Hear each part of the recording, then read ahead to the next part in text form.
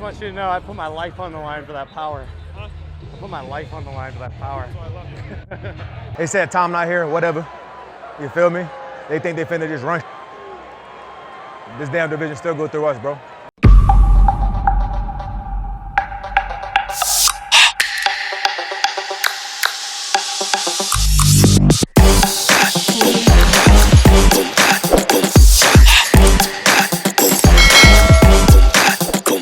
All right, everybody, welcome to the Backseat Huddle podcast, episode 68. It's Thursday, and every Thursday I hand out grades for every single team in the NFL, and I also hand out every major NFL award based on X many weeks of action. Today, I decided not to hand out awards because 10 of the 16 games this week were 14 points blowouts or more. There's a lot of uninteresting games. And I thought like it would have been a little bit boring to hand out A here, F here, A here. You see what I'm getting at with this? So I decided not to hand out grades today. So here is every major NFL award through 4 weeks of play. And I also have runners up for every single one.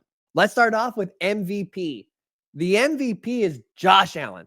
After that game against Miami, it has to be him. He's the best player on the best team right now. And that's often not an accurate assessment of value, but in this case, it is. He's currently leading the NFL in completion percentage at 75%. He's been extremely efficient, and he's also tied for second in touchdown passes as well. He's having an amazing start to this season. He's the obvious choice for MVP. Runner-up is Tyreek Hill. Hear me out on this one. The Dolphins had a season low for points and total yards. And at the same time, Tyreek also had his worst game of the season. I don't think that's a coincidence. Coincidence? I think not. That screams how valuable he is and how valuable his contribution is to this Miami Dolphins offense. They go as he goes. And that is exactly what value is and exactly what value looks like. How does your team look when you're not there or you're not having your best game? The Miami offense didn't really do anything. They didn't do nearly as much, and they look completely different as he only got 3 balls for 58 yards this week. That, to me, screams how valuable Tyreek Hill is. Offensive Player of the Year is Christian McCaffrey.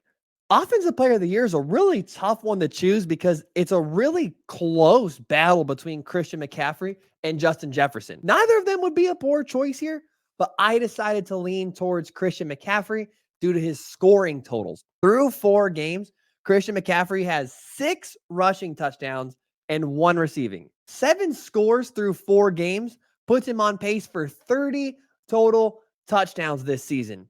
Like, that's an MVP level number. If he gets to something like that, he'll be my choice for MVP. But for now, I'm going to stick to him being Offensive Player of the Year. Runner-up is Justin Jefferson. Like I spoke about earlier, in my opinion, he's almost neck and neck with Christian McCaffrey. He's pacing 2,200 receiving yards this season. Go ahead and let that sink in for a minute. 2,200 receiving yards in one season. Incredible. Defensive Player of the Year is TJ Watt.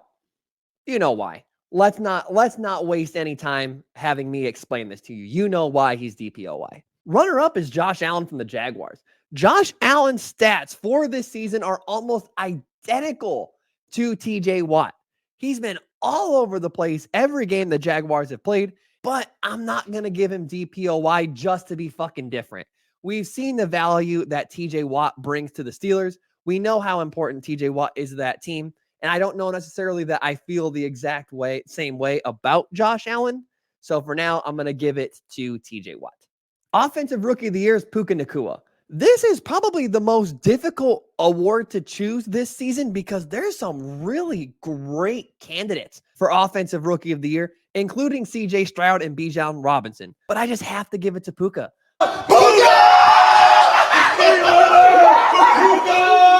Like, he's rewriting the history books week in and week out for rookie receivers. So you kind of almost got to give it to him based on that. He's pacing 2,100 yards receiving as a rookie.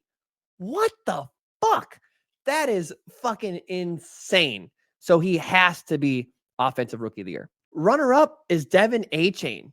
This dude makes big plays every single week. Anytime he even thinks about looking at the football, the dude's rushing the ball for 15 yards. Like, this dude is just fucking wild.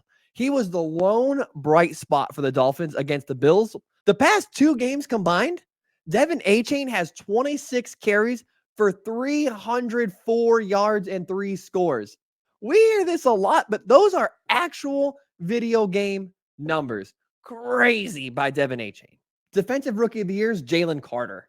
It's really hard to quantify an interior defensive lineman's impact, and Jalen Carter's no different. Look at this. Look at his stats. This is what his stats look like this season. What the fuck do I do with this? How do I quantify that? I don't know. Despite that, every time that we see the Eagles play, his name comes up at some point in the game, and you can still see the impact that he's making. He's also PFF's highest graded defensive rookie right now. So for that, I'm going to give him Defensive Rookie of the Year. Runner-up is Christian Izien from the Buccaneers. He has 2 interceptions through the first 4 weeks of the season. And if you've watched the Buccaneers game, you see him have his ups and downs. But overall, he looks like a player that's got natural ability and is going to build on it as the season progresses. I think Brian Branch from the Lions also would have been a good choice here, but Defensive Rookie of the Year is kind of a tough one at the moment. Comeback Player of the Year is Tua Tagovailoa. Despite getting blown out against the Bills this week, Tua has performed fucking awesome this season. He's leading the NFL in basically every major passing category. Coming off those horrible concussions last year, damn, I think we're all kind of rooting for him. Even if I think he's a touch overrated, he deserves Comeback Player of the Year and could easily work his way back into the MVP discussion. Runner-up is going to be Baker Mayfield. He has a really strong case for winning this award, but Tua's stats are just so overwhelming, I couldn't bring myself to give it to Baker. But Baker was who I had winning it through the first 3 weeks of the season. But unfortunately, Tua's rough game against the Bills knocked him out of MVP and knocked him into Comeback Player of the Year. Coach of the Year is Mike McCarthy for the Dallas Cowboys. The Cowboys are fucking blowing out everybody. They're just blowing everybody out. Aside from their surprise loss to the Cardinals, they're just beating the fucking brakes off of everybody. They're just slapping the shit out of everybody. What else is there to say? The Cowboys are averaging 31 points as a margin of victory, not points per game. That's their average margin of victory in their wins this season. What the fuck? Mike McCarthy is the right choice here. Runner-up is Todd Bowles for the Buccaneers. I don't actually think Todd Bowles is a great head coach, but his team is 3-1 after everyone thought they would be terrible this offseason. They look good. They look like they're a real playoff contender. They look like they're probably going to win this division. They look like the best team in the NFC South. What more is there to say? He deserves to be in the Coach of the Year discussion.